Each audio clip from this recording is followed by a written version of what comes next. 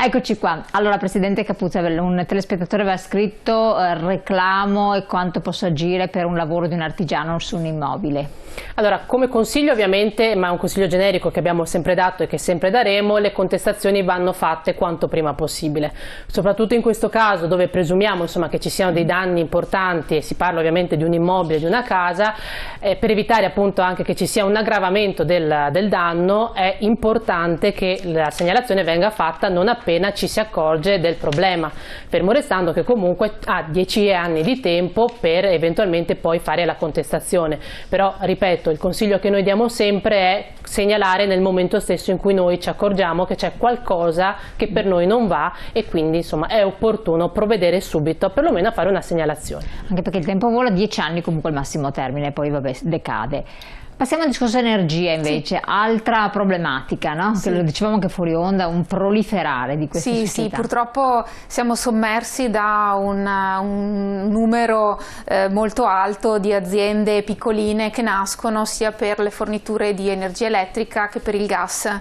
Quindi soprattutto adesso quando siamo in procinto insomma, di abbandonare il mercato tutelato, ovviamente i consumatori si troveranno a dover scegliere tra migliaia di aziende di cui non si sa bene se fidarsi o non fidarsi. Questo sarà il problema, immagino, principale che si porrà comunque in gennaio del 2023, perché colgo l'occasione per dire a tutti i telespettatori, dal momento che noi di segnalazioni ne abbiamo diverse, sono diversi anni che si sente nell'aria la fine del mercato tutelato. Ogni anno ecco, di anno in anno, 2018, 2020, 2021 sì. E adesso è stato spostato. Adesso è libero per i liberi professionisti? Sì, adesso i liberi professionisti, le piccole aziende sì. Adesso dal 2021, da luglio, hanno dovuto scegliere per forza il mercato libero, ma il privato ha tempo fino a gennaio del 2023. E nonostante questo tutte queste aziende continuano a telefonare, a proporre contratti, a dire che il mercato tutelato finirà, che magari l'azienda a cui il cliente si è affidato non ci sarà più a luglio, piuttosto che dopo si inventano date sempre diverse, ma comunque state tranquilli perché il mercato tutelato fino a gennaio del 2023 rimarrà, quindi non c'è nessuna urgenza di cambiare. Quali sono le principali questioni che voi dovete affrontare con queste, anche con le old company, non necessariamente con le nuove? Allora, le questioni principali sono fondamentalmente gli errori in bolletta, le bollette molto gonfie, e queste sono causate principalmente o da conguagli, quindi magari spesso succede per quanto riguarda il gas, noi siamo tenuti a dare l'autolettura. Quindi non dico ogni bimestre, ma comunque sarebbe bene farlo il più spesso possibile. Questo perché non incorriamo in problematiche del genere, nel senso che se ci viene sottostimato il consumo rischiamo magari di avere poi un conguaglio pesante da poi dover rateizzare, comunque a cui far fronte. Se invece sottostimano i consumi, sovrastimano, scusate, i consumi, ci addebitano delle spese fisse, delle tasse in più che poi non ci vengono rimborsate, quindi l'autolettura fa sempre bene. Nel caso dell'energia, spesso dell'energia elettrica, spesso le bollette sono alte a causa di guasti del misuratore. Quindi là entra in ballo anche il distributore, che è l'ente che gestisce i contatori. Sì, c'è stata soprattutto una partita installata nel 2018 che poi ha creato problemi ovviamente nel 2020, ha iniziato a crearne. Uno si può trovare magari consumi eccessivi e non capire come... Di solito questo nasce perché magari o il misuratore, che per l'energia elettrica è teleletto, per cui trasmette le letture, o smette di trasmetterle, e quindi in fattura ce ne accorgiamo se la guardiamo perché vediamo i consumi stimati e non reali. Oppure può succedere che li trasmetta, ma li trasmetta magari a spot ed errati, e quando il contatore viene sostituito trasmette anche una lettura di sostituzione, quindi di chiusura del contatore, errata e che quindi sballa tutti i consumi medi. Ma come per si cui, fa a sapere questa roba qua? Cioè, allora lì diciamo che purtroppo caspita. non è che possiamo saperlo, è che ce ne accorgiamo perché vediamo la bolletta di conguaglio molto alta, allora lì ci preoccupiamo e poi in quel caso lì bisogna fare una verifica con le bollette degli anni precedenti, possibilmente precedenti all'installazione di quel contatore rimosso, per verificare che la media dei consumi degli anni precedenti sia effettivamente in linea con quella che mi addebitano nel conguaglio della fattura ricevuta. Spesso non lo è. Quindi Spesso aprire anche quella triplicato. benedetta busta che ti arriva a casa e fare i controlli, ecco, lo dico a me stessa.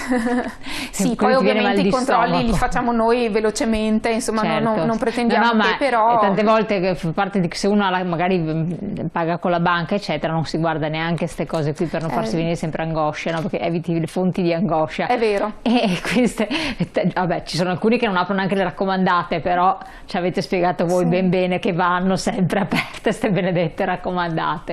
Ma anche con le bollette, una volta che dice vabbè pago con la banca, invece no, attenzione, ci possono essere degli errori. Ci sono casi di bollettone?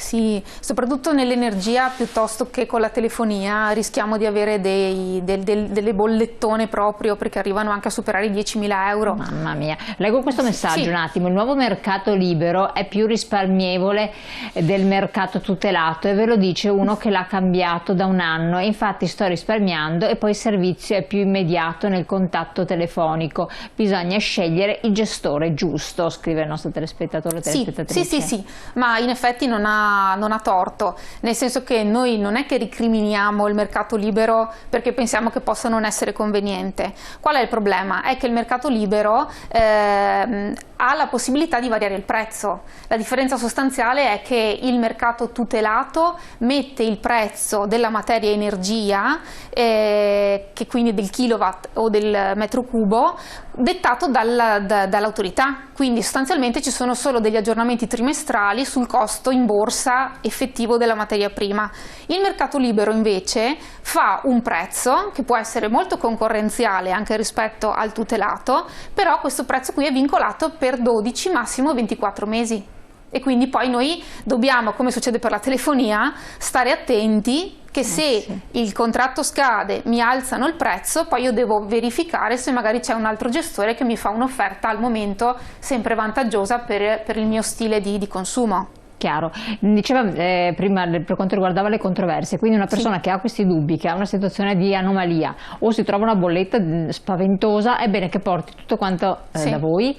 E voi come procedete? Allora, innanzitutto consiglio, appena si riceve la bolletta, subito di contattarci, perché altrimenti se scade diventa sempre poi un problema, perché si passa nella morosità, quindi si deve contestare qualsiasi tipo di dubbio si ha nelle bollette di qualsiasi tipo, meglio contestarle prima della scadenza. Anche la richiesta di rateizzazione, per esempio, va chiesta prima della scadenza della bolletta, quindi tutto si può fare. Per cui una volta che prendiamo contatto, le persone dovranno poi fornirci, soprattutto nel caso di consumi anomali, addebitati anomali, anche le bollette degli anni precedenti. Sapete che le bollette vanno conservate per almeno 5 anni, sì, adesso la prescrizione è di 2, però io consiglio sempre di tenerle 5 anni, perché così si ha un po' lo storico anche di quello che è stato il consumo. Proprio in questi casi c'è utile per verificarlo, ecco, quindi sì. Scatoloni. E poi noi facciamo le verifiche della bolletta, facciamo il reclamo nel caso ci sia il problema, spesso lo facciamo anche al distributore, proprio perché è il distributore che trasmette le letture dei consumi che noi facciamo al venditore che poi ci fa la fattura, per cui è bene interpellare anche loro.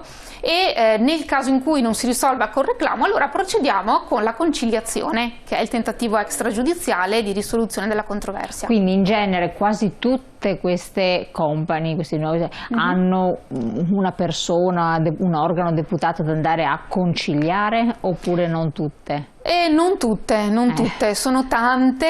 Allora, quelle che non hanno fatto con l'associazione un patto conciliativo, un accordo conciliativo. Quindi voi avete l'elenco di tutte quante? Certo, sì, perché le conciliazioni noi le possiamo fare sia a tu per tu con l'azienda, quando c'è un accordo conciliativo, un patto conciliativo, oppure nel caso in cui non ci sia, come per la maggior parte delle aziendine che emergono adesso nel mercato libero, si va direttamente di fronte all'autorità e lì loro sono tenuti a presentarsi. Ah, beh, vabbè, almeno questo è garantito. Sì. C'era un altro messaggio che volevo leggere, Sì. vediamo se dalla regia ce lo rimettono in onda, eccolo qua. Con i nuovi contatori elettronici mi hanno detto che è possibile da parte dell'operatore intervenire sui consumi. È vero, oramai con questa tecnologia non mi stupisco più di niente. Saluti. No, per fortuna no, okay. Nel senso che i contatori sono elettronici prevalentemente per essere teleletti, quindi per togliere l'onere al cliente di dover fare l'autolettura oppure rischiare di non poter accedere ai contatori anche per aprirli, chiuderli e fare queste questioni qua, perché se sono adesso tendenzialmente li mettono tutti fuori dalla proprietà privata, però finché erano dentro per fare le letture il distributore non entrava perché non entrano nei cancelli, ecco. E quindi c'erano tutte queste difficoltà, magari una persona anziana che non sa leggere il contatore ce l'ha dentro casa e poi apriva chiunque, è sempre un po' un problema, ecco, quindi lì te le leggono, però non è che possono modificare, soprattutto preciso che il venditore, cioè quello che vi fa la fattura, non è quello che legge il contatore, sono due enti diversi, è il distributore che prende le letture e le trasmette a chi poi vi fa la fatturazione, quindi no. Chiaro. Allora, precisissima, andiamo in pubblicità di nuovo, poi abbiamo la parte dedicata invece ai televisori sostanzialmente, poi c'è anche un bonus interessante, quindi seguiteci.